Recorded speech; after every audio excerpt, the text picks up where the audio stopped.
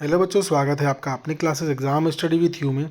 बच्चों, जैसा कि आप सभी जानते हैं कि हम लोग कक्षा 9वीं 10वीं 11वीं 12वीं किसी भी क्लास का बच्चा अगर है जो कि हिंदी ग्रामर में इंटरेस्ट रखता है या हिंदी ग्रामर में जो टॉपिक इंपॉर्टेंट टॉपिक जो है वो आने वाले एग्जाम के लिए उनको कुछ इंपॉर्टेंट टॉपिक चाहिए, तो बट हम लोग बिल्कुल पूरी कोशिश करते हैं कि हम जितने भी टॉपिक पढ़ा रहे हैं इंपॉर्टेंट टॉपिक, ठीक है, ये सारे टॉपिक आपकी बोर्ड एग्जाम में आपकी 11th या 9th के एग्जाम में डेफिनेटली आने वाले हैं।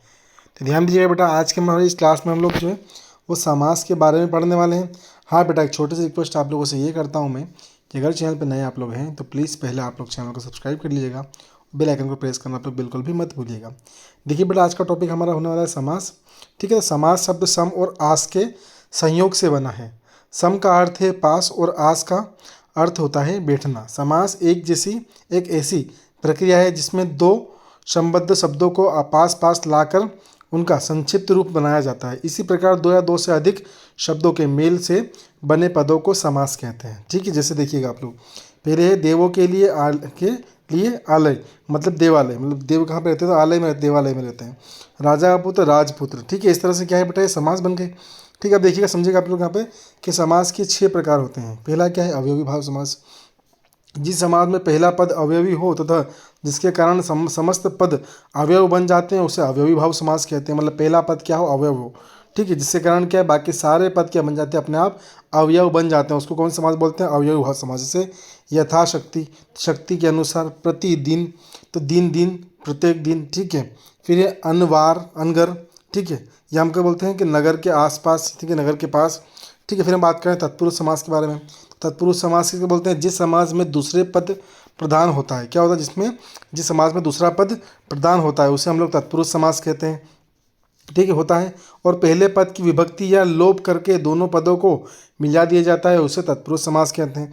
जैसे रसोई घर, रसोई के लिए घर। ठीक है, राजपुत्र, राजा का पुत्र। बैलगाड़ी, तो बैलों की गाड़ी। ठीक है, हस्तलिखित मतलब हाथों से लिखी गई। ठीक है, तो यहाँ पे कौन समास हो गया हम लोग, तत्पुरुष समास हो गया।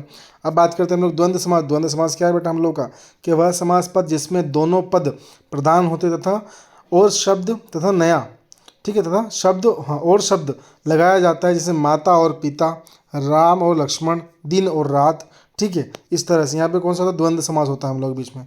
ठीक है, फिर हम लोग का क्वेश्चन नंबर जो है पॉइंट नंबर 4 है, क्या है ये कर्मधारय समास। जिस समास में पहला पद विशेषण और दूसरा पद विशेष्य हो वह कर्मधारय समास होता है। जैसे महात्मा, महान है जिसकी आत्मा। ठीक है, दूसरा नीलकंठ, नीला है कंठ जिसका। तीसरा है क्या है, मृग हाँ लोचनी। ठीक है, लोचमी, तो क्या है कि मृग के समान नेत्र लोचन वाला। ठीक है, इस टाइप से बेटा। अब हम देखते हैं क्या है कि क्या है द्विगु समास। अब द्विगु समास जिस समास को में प्रथम पद संख्यावाचक हो वह द्विगु समास कहलाता है। जैसे पंचतंत्र, अब यहाँ पे जो पंच लिखा है मतलब उसका अर्थ होता है 5। फिर हम लोग का है क्या है, नवग्रह, मतलब 9 ग्रह वाला। ठीक है, नवरत्न मतलब 9 रत्न वाला। चौराहा मतलब जहाँ 4 राहों का आसन का समाहार हो। ठीक है, सब क्या है, 5 तंत्रों का समूह, 9 ग्रहों का समूह, 9 रत्नों का समूह। ठीक है, 4 राहों का समूह, राह मतलब रास्तों का समूह।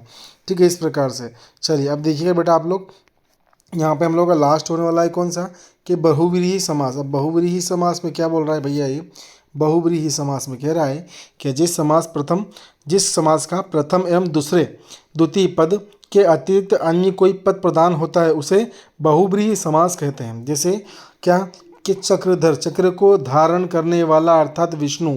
दशानन, दश है आनंद जिसके अर्थात रावण। ठीक है, फिर है लंबोदर, लंबा है अदर जिसका अर्थात गणेश। ठीक है बेटा, इस तरह से बेटा हम लोगों ने कल जो है क्लास में जो है वाक्य पढ़े थे। आज के हमारे इस क्लास में हम लोग समास पढ़े हैं। ठीक है बेटा, आप लोगों ने संधि भी लाऊंगा मैं। ठीक है, संधि लाएंगे, अलंकार लाएंगे, विशेषण लाएंगे, हम लोग शब्द शक्ति लाएंगे, शब्द युग्म लाएंगे। मतलब जितना लेवल का एग्जाम में आपके आ सकता है उतना सारा लेवल का मैं तो बिल्कुल ला के आपको देने वाला हूँ। ठीक है, जिसका कोई चार्ज आप लोगों के लिए रहने नहीं वाला है, बिल्कुल फ्री ऑफ कॉस्ट। और मोस्ट इम्पोर्टेंट नोट्स की क्लास बना रहे हैं बेटा हम लोग।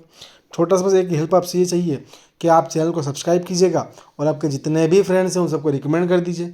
जिससे क्या होगा, जितने ज़्यादा लोग जुड़ेंगे उतनी ज़्यादा बड़ी फैमिली बनेगी हम लोगों की, और हम लोग भी अंदर से मोटिवेट होंगे कि हम लोग कितनी अच्छी तरह से आप लोगों के लिए और नए नए कंटेंट बना पाएँ।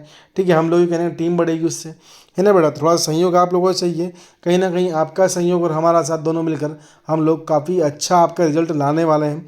ठीक है, एग्ज़ाम भी आपकी काफ़ी नज़दीक है, पढ़ाई अच्छे से कीजिएगा। कोई डाउट लगे तो बिल्कुल आप कमेंट कीजिएगा। ठीक है, हम लोग इंस्टाग्राम, फेसबुक, ट्विटर सभी चीज़ों पे हैं। आप लोग exam study with you search कर सकते हैं, वहाँ पे आपको सारी चीज़ें मिल जाएगी फ्री ऑफ कॉस्ट, कोई चार्ज नहीं लगता हम लोगों का। ठीक है, या आपको जो भी प्रॉब्लम लगे बिल्कुल आप वहाँ पे कॉन्टैक्ट नंबर वगैरह सभी कुछ दिया है, आप वहाँ पे जाइए, अच्छे से उन सबसे हमको संपर्क कीजिएगा। ठीक है, सभी दूर हम लोग के लिंक वगैरह है, या गूगल पे आप नॉर्मल करते हैं उस पर डालते हैं exam study with you by Pankaj Baggarwal sir, तो भी आपको हम लोग की लिंक जो है वो बिल्कुल मिल जाएगी। कोई इसमें बड़ी बात नहीं, बिल्कुल आसानी से मिलेगी। ठीक है बेटा, अगर आपको क्लास पसंद आई हो तो प्लीज़ आप लोग चैनल को सब्सक्राइब कीजिएगा और बेल आइकन को प्रेस करना आप लोग बिल्कुल भी मत भूलिएगा। ठीक है बेटा, थैंक यू सो मच।